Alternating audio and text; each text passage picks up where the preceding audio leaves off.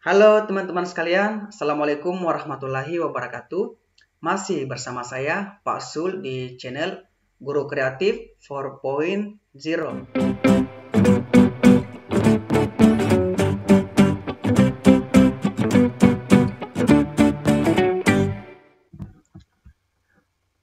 Baiklah teman-teman, di video kali ini saya akan menjelaskan tentang bocoran dan prediksi kompetensi manajerial untuk seleksi P3K tahun 2021.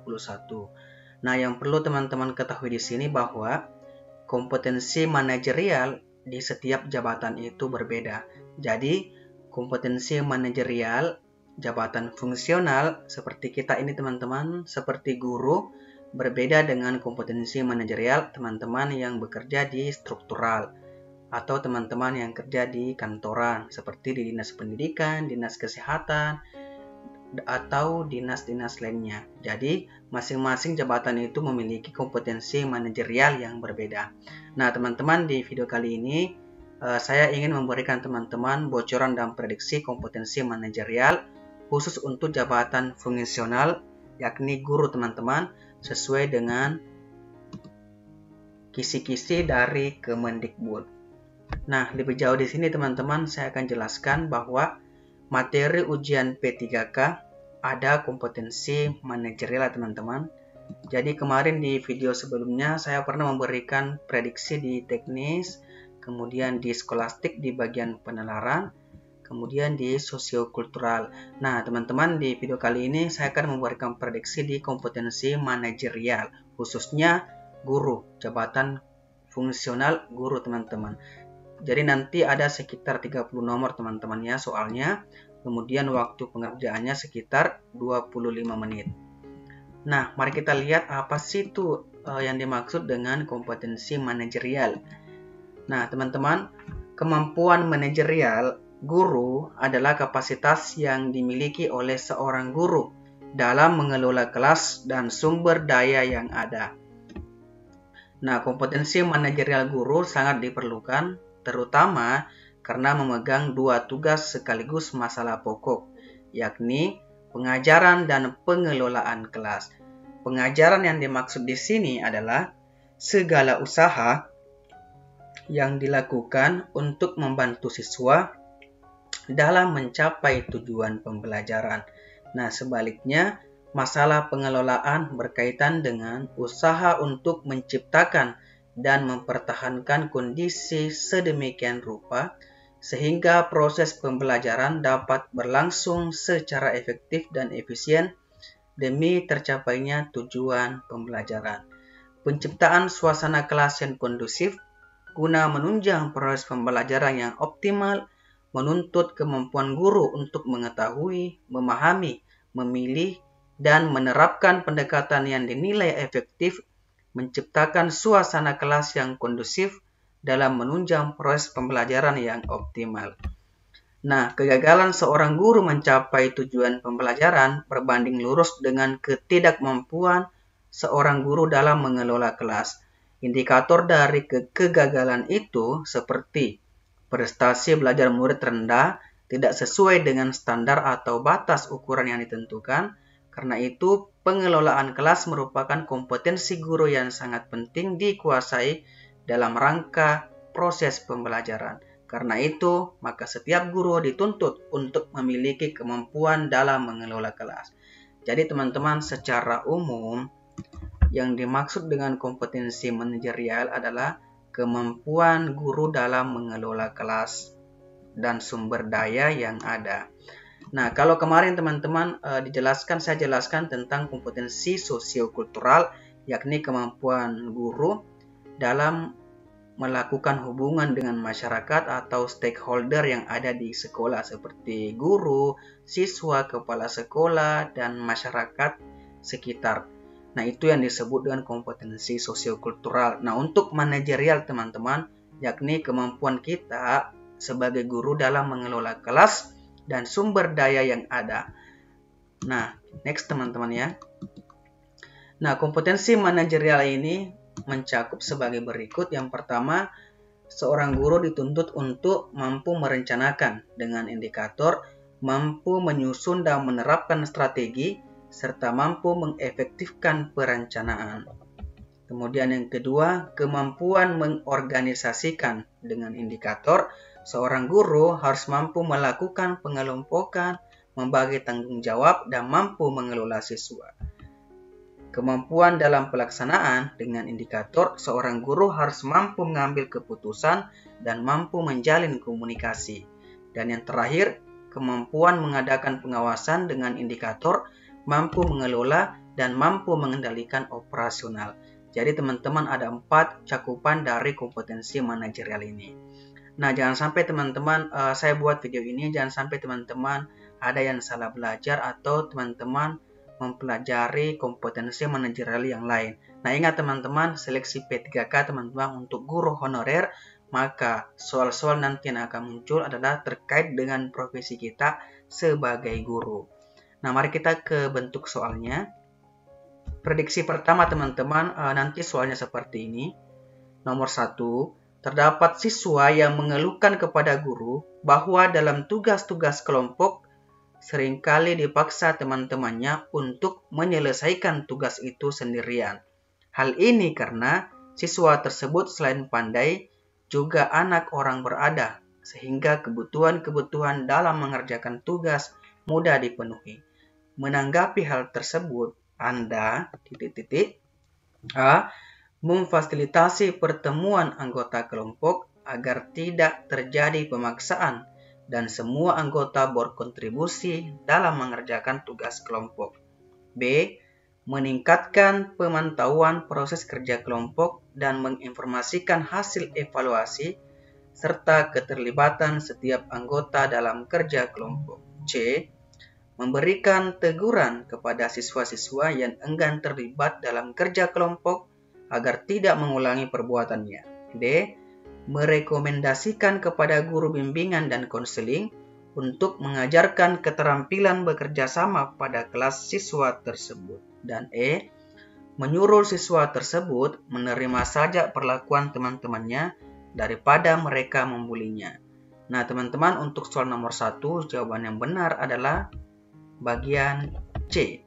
Meningkatkan pemantauan proses kerja kelompok dan menginformasikan hasil evaluasi serta keterlibatan setiap anggota dalam kerja kelompok. Nah, saya rasa jelas ya teman-teman, jawabannya di sini adalah bagian B. Mari kita lihat bagian A, memfasilitasi pertemuan anggota kelompok.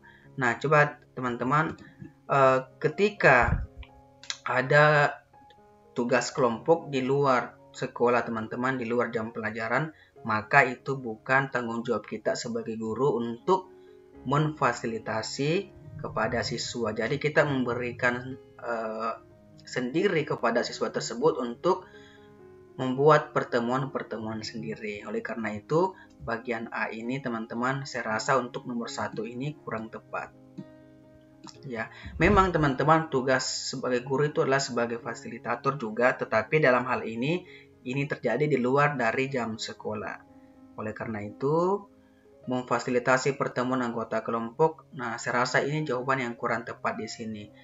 Nah, untuk B, C, memberikan teguran, nah ini juga teman-teman, dalam poin ini kurang tepat, arahnya negatif. Merekomendasikan kepada guru bimbingan dan konseling, termasuk bagian D juga teman-teman, selagi masalah ini masih bisa kita selesaikan, nah kita tidak usah dulu meminta bantuan kepada guru bimbingan dan konseling. Oleh karena itu D juga kurang tepat.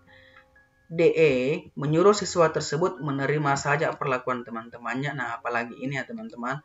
Jadi jelas di sini jawaban yang benar adalah bagian B. Nah, disinilah dilihat teman-teman bagaimana kemampuan kita untuk mengelola kelas kita. Jadi, bagaimana kita memimpin kelas itu tanpa kita membebani tugas itu kepada guru lain misalnya. Baik teman-teman, kita ke soal nomor 2.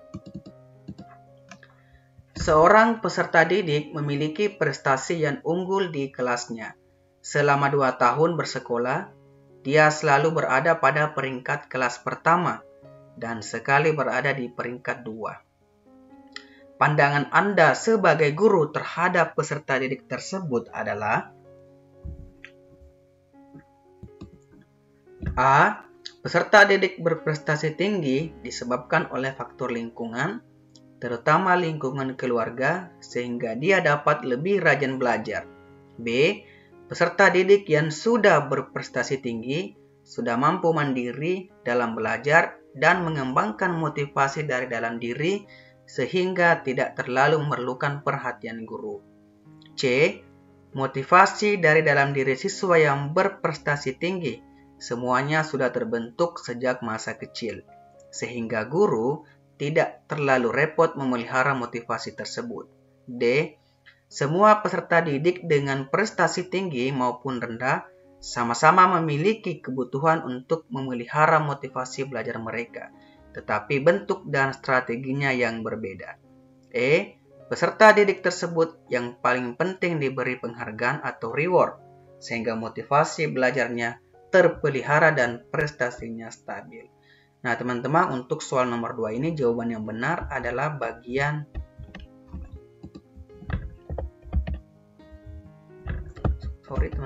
Jawaban yang benar adalah bagian D. Semua peserta didik dengan prestasi tinggi maupun rendah sama-sama memiliki kebutuhan untuk memelihara motivasi belajar, tetapi bentuk dan strateginya yang berbeda. Nah, untuk soal nomor 2 ini teman-teman, saya rasa juga sudah jelas ya teman-teman. Jadi, ketika kita temukan di kelas seperti itu, ada juara kelas yang sering juara 1 dan juara 2.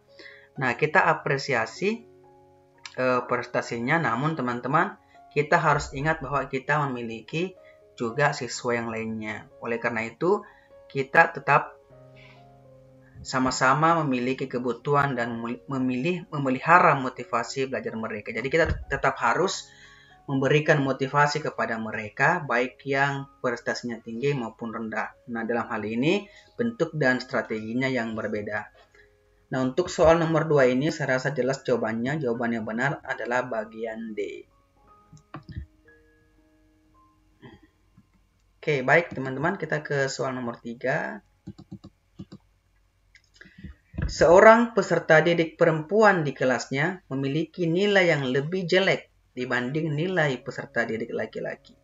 Alasan Anda sebagai guru dalam membantu peserta didik perempuan tersebut adalah A. Sudah menjadi kewajiban guru untuk mengatasi masalah belajar peserta didik laki-laki maupun perempuan. B. Penting bagi guru untuk dapat membantu mengatasi masalah belajar peserta didik laki-laki dan perempuan. C. Peserta didik perempuan lebih patuh sehingga lebih mudah untuk dibantu belajar. D. Kebutuhan berprestasi peserta didik perempuan lebih tinggi daripada peserta didik laki-laki. E. Seharusnya peserta didik perempuan lebih rajin belajar dan patuh sehingga nilainya lebih bagus. Nah, teman-teman, jawaban untuk soal nomor 3 adalah bagian A. Nah, ingat teman-teman, sama tadi soal nomor 2. Untuk soal nomor 3 ini bagaimana kita mengelola kelas dan bagaimana kita untuk tidak membeda-bedakan siswa kita. Artinya, kita memberikan perlakuan yang sama antar si A dan si B. Misalnya antar siswa laki-laki dan siswa perempuan, ataukah siswa yang pintar dan siswa yang tidak pintar. Nah, kita harus memberikan perlakuan yang sama karena itu merupakan kewajiban kita sebagai guru untuk mengatasi masalah belajar. Nah, di soal ini teman-teman diuji akan bagaimana teman-teman mengelola kelas itu dengan baik. Bagaimana teman-teman bisa mengatasi masalah-masalah yang terjadi di dalam kelas itu.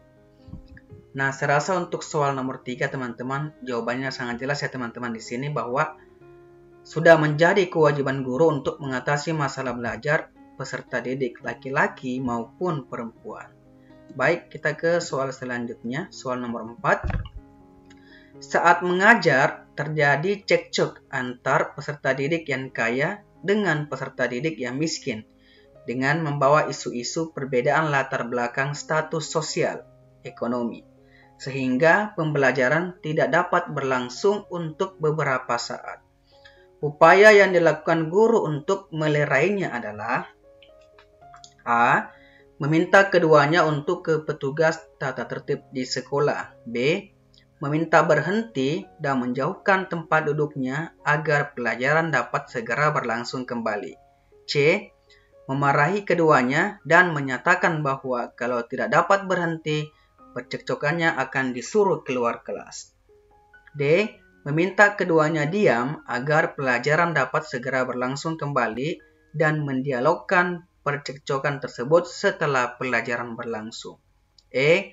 Memarahi keduanya dan menyatakan bahwa kalau tidak dapat berhenti percekcokannya, maka nilainya akan jelek di akhir semester. Nah, teman-teman, untuk soal nomor 4, jawaban yang benar adalah bagian D.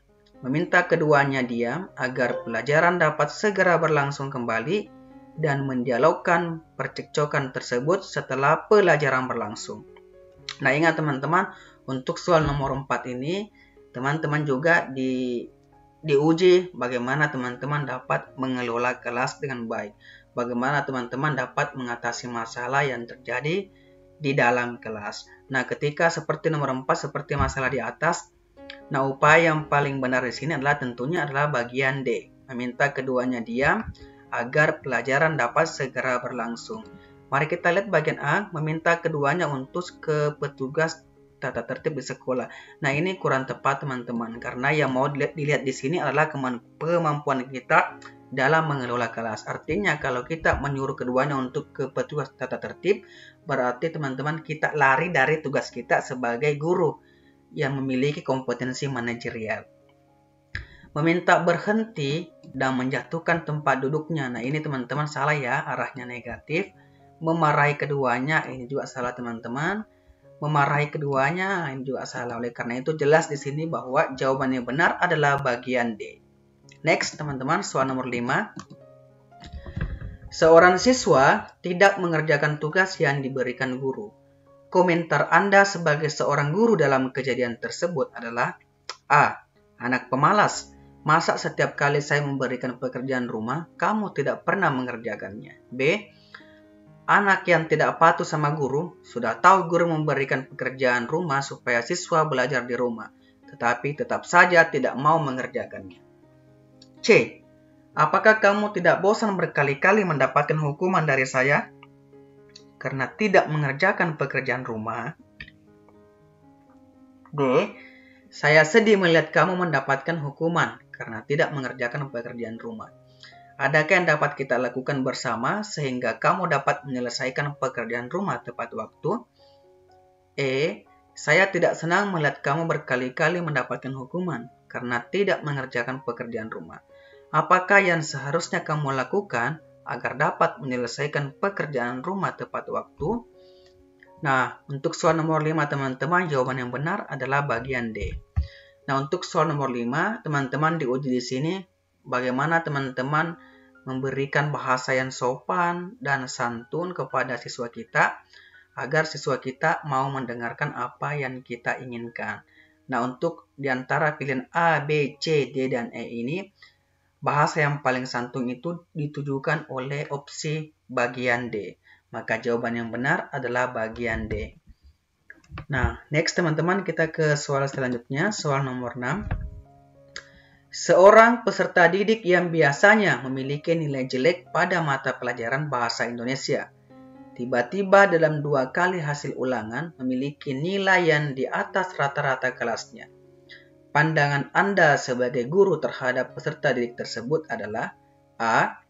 Kenaikan prestasinya yang tidak lazim patut untuk dicurigai. Jangan-jangan dia menyontek pekerjaan orang lain.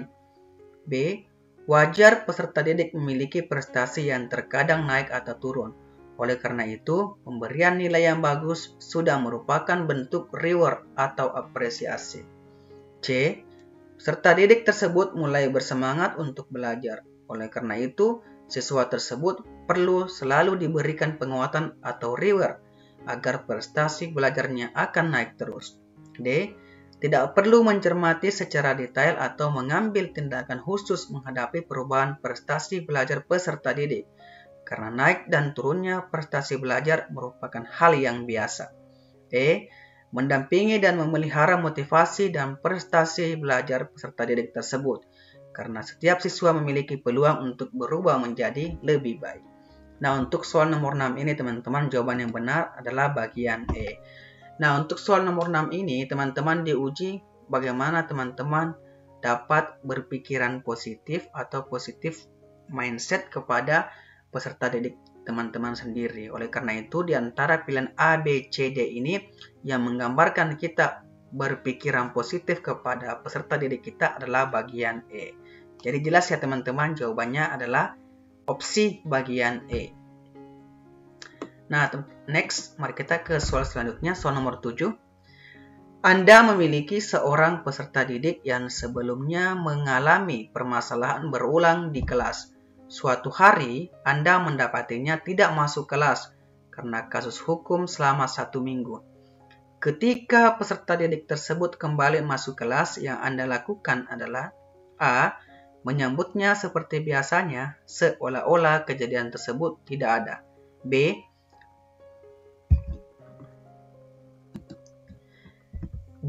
Mengajaknya bicara dan mendiskusikan apa yang terjadi dengan peserta didik tersebut. Biarkan peserta didik tersebut tahu bahwa Anda bersedia memulai semuanya kembali, asalkan ia tidak mengulangi perilaku tersebut. C. Abaikan dia sepenuhnya. D. Menanyakan langsung alasan ia tidak masuk sekolah. Dan E. Menyambutnya dengan dingin dan biarkan ia tahu di depan kelas bahwa Anda sebagai gurunya sangat kecewa dengan perilakunya. Nah, untuk soal nomor 7 ini teman-teman, jawaban yang benar adalah bagian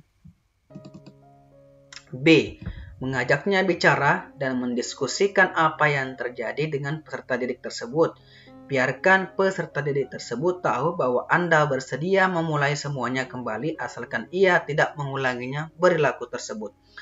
Nah, untuk soal nomor 7 ini teman-teman akan diuji bagaimana kepedulian teman-teman kepada peserta didik teman-teman. Jadi, kepedulian kita kepada peserta didik ditujukan oleh opsi bagian B. Jadi dengan mengajaknya bicara dan mendiskusikan itu salah satu bentuk kepedulian kita terhadap siswa yang bermasalah. Next, mari kita ke soal nomor 8. Dalam kelas bahasa Indonesia, terdapat peserta didik dari latar belakang dan status sosial ekonomi yang dimulai dari miskin sampai kaya. Kebetulan di kelas tersebut, peserta didik dari kelas sosial ekonomi menengah dan kaya memiliki prestasi yang lebih tinggi daripada peserta didik dari kelas sosial ekonomi bawah atau miskin. Guru menanggapi pernyataan tersebut dengan A. Berusaha melakukan asesmen mengenai penyebab prestasi belajar yang rendah untuk merancang intervensi agar prestasi peserta didik dengan sosial ekonomi bawah meningkat. B. Memberikan motivasi berupa pemberian reward agar peserta didik dengan sosial ekonomi bawah menjadi termotivasi untuk belajar lebih giat. C. Memberikan saran kepada peserta didik sosial ekonomi bawah membentuk kelompok belajar untuk meningkatkan prestasi belajar. D. Memberi nasihat agar prestasi didik dengan sosial ekonomi bawah agar lebih rajin belajar sehingga prestasinya tidak kalah dengan siswa lainnya. E. Membiarkan prestasi belajar peserta didik dari sosial ekonomi bawah yang rendah karena mereka malas belajar. Nah, teman-teman, soal nomor 8 ini sama dengan soal-soal sebelumnya. Teman-teman akan diuji bagaimana agar teman-teman tidak membedakan siswa kita, baik yang kaya maupun yang rendah. Nah, dalam soal nomor 8 ini kita diuji bagaimana ketika kita menghadapi permasalahan seperti ini, teman-teman. Oleh karena itu, jawaban yang benar adalah bagian B. Nah, untuk menjawab permasalahan nomor 8, kita harus melakukan asesmen dulu mengenai penyebab prestasi belajar yang rendah. Nah, setelah itu barulah kita merancang intervensi agar prestasi didik dengan sosial ekonomi bawah bisa meningkat. Contohnya, apakah kita memberikan motivasi, apakah kita memberikan saran, apakah kita memberikan nasihat, ataukah memberikan reward kepada peserta didik yang rendah ketika nilainya menjadi lebih bagus. Nah, tapi teman-teman di soal nomor 8 ini jawaban yang benar adalah bagian A. Baik teman-teman, kita ke soal selanjutnya, soal nomor 9. Sekelompok peserta didik mendapatkan nilai di atas ketuntasan minimal dari suatu mata pelajaran. Pernyataan yang patut digunakan guru untuk memberikan balikan kepada peserta didik tersebut adalah: A. Kalian sesungguhnya memiliki kemampuan baik. Belajarlah lebih baik lagi ya, agar dapat melebihi kemampuan temanmu. B. Jangan cepat bangga dengan prestasimu. Belajar lebih giat lagi ya. C. Bagus, saya menghargai dengan prestasimu saat ini. Belajar lebih-lebih rajin ya, agar semakin sukses. D. Sorry teman-teman, D di sini ya. Prestasi di ulangan ini belum ada apa-apanya. Oleh karena itu, kamu harus lebih giat belajar lagi. E. Saya yakin kalian bisa mendapatkan prestasi lebih baik lagi. Belajar yang lebih rajin lagi ya. Nah, untuk soal nomor 9 teman-teman, jawaban yang benar adalah bagian C. Sama dengan soal-soal sebelumnya, soal nomor 9 ini bagaimana teman-teman diuji untuk menggunakan bahasa yang santun kepada siswa kita. Jadi bahasa yang halus lah teman-teman. Nah, di antara bahasa yang halus untuk memberikan pujian kepada peserta didik yang mendapatkan nilai di atas ketuntasan minimal dari suatu mata pelajaran adalah bagian C. Bagus, saya menghargai dengan prestasimu saat ini. Belajar lebih-lebih rajin ya, agar semakin sukses. Nah, terasa jelas ya teman-teman untuk soal nomor 9. Kita ke soal terakhir, soal nomor 10.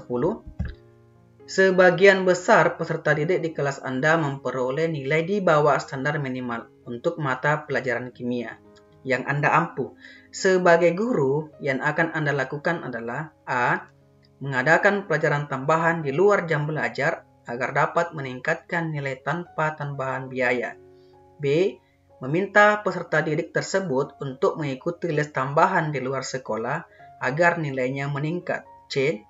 Mendiamkan diri menghadapi hal tersebut karena merasa para peserta didik tersebut kurang giat dalam belajar. D. Menasihati para peserta didik agar belajar lebih giat. Dan E. Meminta pada peserta didik lain yang nilainya di atas standar minimal untuk mengajari temannya yang memiliki nilai di bawah standar minimal. Nah, teman-teman, untuk soal nomor 10 ini jawaban yang benar adalah bagian A. Mengadakan pelajaran tambahan di luar jam belajar agar dapat meningkatkan nilai tanpa tambahan biaya. Nah, memang di antara opsi A, B, C, D, E teman-teman, memang jawaban yang paling benar adalah bagian A. Jadi salah satu solusi yang dapat kita lakukan ketika kita menemukan siswa yang memperoleh nilai di bawah standar minimal atau di bawah KKM. Nah, kita bisa memberikan pelajaran tambahan di luar jam belajar supaya tidak mengganggu jam belajar guru yang lain. Nah, dengan tujuan teman-teman agar dapat meningkatkan nilai mereka tanpa tambahan biaya. Nah, serasa jelas ya teman-teman, opsi jawaban yang benar adalah bagian A. Baik teman-teman, untuk sekian dari kami 10 nomor kompetensi manajerial. Nah, semoga apa yang kami sampaikan, apa yang kami berikan kepada teman-teman dapat bermanfaat, dan kami berharap teman-teman semua dapat lolos P3K tahun 2021 tahun ini ya teman-teman. Nah, sebelum saya tutup, jangan lupa bagi teman-teman yang baru bergabung, jangan lupa subscribe dan aktifkan tombol loncengnya. Terima kasih dan sampai ketemu di video-video kami selanjutnya.